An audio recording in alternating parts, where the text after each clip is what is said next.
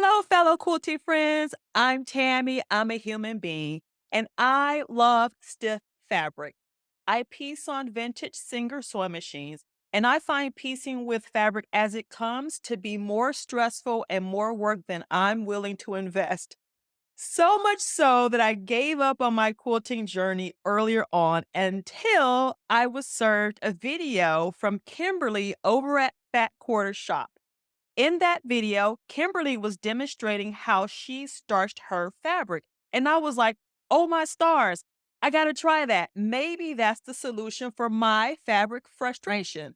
So I gave it a try. And yes, it was totally the solution I didn't even know I needed. I started my fabric starching journey like Kimberly using the faultless spray in a can. I quickly discovered, however, that although I liked the results, I didn't like the experience of the aerosol can. I didn't like the fumes and I didn't like the fact that I was contributing to environmental waste. So I went on the hunt for other alternatives. I found Mary Ellen's Best Press, but I didn't like the results. It wasn't stiff enough for my liking. Next, I tried Terrio Magic. I liked the results, but I didn't like the smell over time, and I found it to be overpriced for the solution or the benefit that was offered. I tried Peel Powder Starch. I liked the results of that, but I didn't like the powdered clumps that were left over after you reconstituted the powder with the water. And I had to put extra effort in mashing up those little powder clumps. And that was frustrating. And so I abandoned that product. I became so frustrated and discouraged that I was like, okay, maybe I'll just go back to faultless and call it a day. But then I stumbled upon linnet starch, and oh my stars, winner, winner, chicken dinner. This was the solution for me. I love the results. I love that it already came perfectly pre-mixed in this bottle. I love the ease of use. I love the fact that it's so easy to reconstitute with water if you like to do that. And it gives my fabric the perfect hand that I like to use in my AccuQuilt cutters and then piece on my vintage Singer machines. Linnet starch, in my opinion, was the only solution that didn't leave like a powdery or a flaky finish to my fabric. It did not leave my fabric dull. And I find that I could use it with white fabric. I can use it with red fabric, no problem. The white fabric, it doesn't stain, it doesn't change the color. With the red fabric, there is, depending on the fabric. Certain manufacturer fabrics bleed more than others. So I find that when I use red from like Moda, they, in my opinion, have high quality red fabric. It doesn't bleed into the starch base. But when I use a cheaper brand, like a brand from Joann's, that one bleeds like crazy. So if you're going to use red, just use a higher quality red fabric. The other thing I want to let you know is that I found that using this process shrinks my fabric approximately 10%.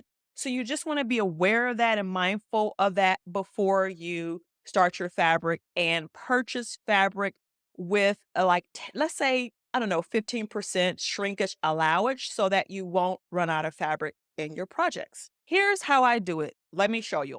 This is a layer cake by Moda designed by Sherry and Chelsea over at A Quilting Life. If you don't know about them, they have a wonderful podcast and a wonderful YouTube channel. You should check them out. So just your typical layer cake. I just opened it. I used a couple of pieces, but this is what it looks like. This is the linnet starch. It comes in a 64-ounce bottle. And as you can see here, it says that one of these bottles replaces 7 aerosol cans. And so to me, again, it's better for the environment and it's more cost effective. Let me show you how I dilute this concentrate so that I get the perfect results for my quilting fabric. After some trial and error, I came up with the recipe that gives me the hand that I like for my quilting fabric. Depending on my project, I will either use the linen starch straight out of the bottle if I want a really stiff fabric. But if I just sort of want a medium weight, medium to lightweight, just enough hand or just enough stiffness to be handled in my vintage sewing machines, this is the recipe. This is just a general plastic bowl. I have starch in here from a previous project that I just wanted to go ahead and use up today. So the recipe is 2 cups of water, just regular faucet water. And then this is 4 cups of the linnet starch. I just pour it all in a bowl here. And I have a kitchen spoon that I don't use for cooking or eating purposes. And you just simply mix it just like that. It's pretty easy. Couple of swooshes and voila, it's already mixed. I take this whole layer cake and look, I just immerse it into this solution. I use my hand to just make sure that the fabric is all soaked and that I'm not splashing it around. And I just fold it over like this. And from here, I like to make sure that all the fibers are completely saturated. One of the tricks to starching your fabric is some people say that they get like inconsistent results, and that typically comes from not making sure your fabric fibers are 100% saturated. If, say, for instance, I were just to put this layer cake in here and not smush it around, and there were some pockets of dry fabric, once I hang it out to dry, those pockets of dry fabric will be different from the fabric that got starch on it. So just make sure that you are immersing the fabric completely. As you see, I'm just folding it over. And I, just for good measure, will set my timer for 5 minutes to make sure that all of the fibers are 100% saturated. After that, I will take you outside and show you how I hang this fabric up to dry. Once I'm finished starching my fabric, you can throw away the leftover solution, but you don't have to. You can actually store it. The way I do it is I use this funnel actually, and I use this spray bottle. I do believe this is the bottle that the Mary Ellen's Best Press came in. I just simply remove the sprayer. I go to a sink and I insert the funnel.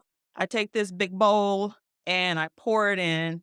Once all the solution is in, then I put the sprayer back on, and then done. I have a couple of these bottles, and so, again, depending on what's left over, that's how I store the fabric.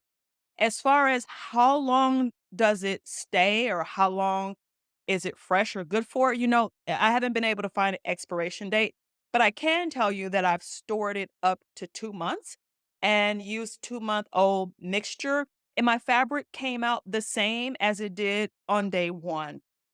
What I do is I store this bottle in my studio area, room temperature, away from the sun, and it's been fine thus far. Here we are in my backyard, and I have taken the layer cake, which has been soaked in the linnet starch with water, and I also purchased some extra companion colors to match with the strawberry lemonade fabric, and this is what it looks like all hung out on this rack. I purchased this rack from Amazon and it gives me all of this square footage and that square footage down there to hang my fabric to dry. As you can see, that is the starch that is draining off the fabric. It is outside, it's on concrete.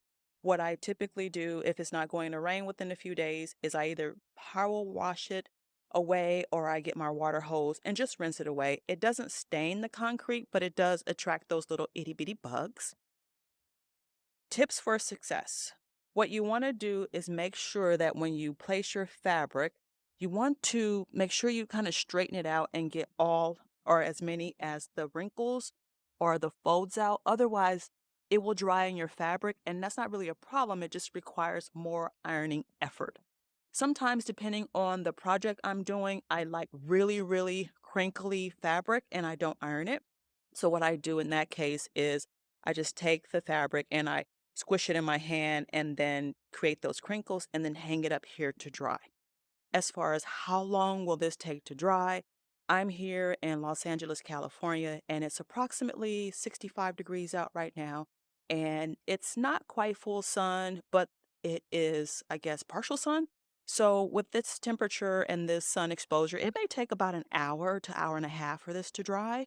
If you don't have the ability to place the rack outside, they also sell racks that you can place over your bathtub. And so you just place the rack over your bathtub and the starch will drain in your bathtub and you can dry your fabric that way.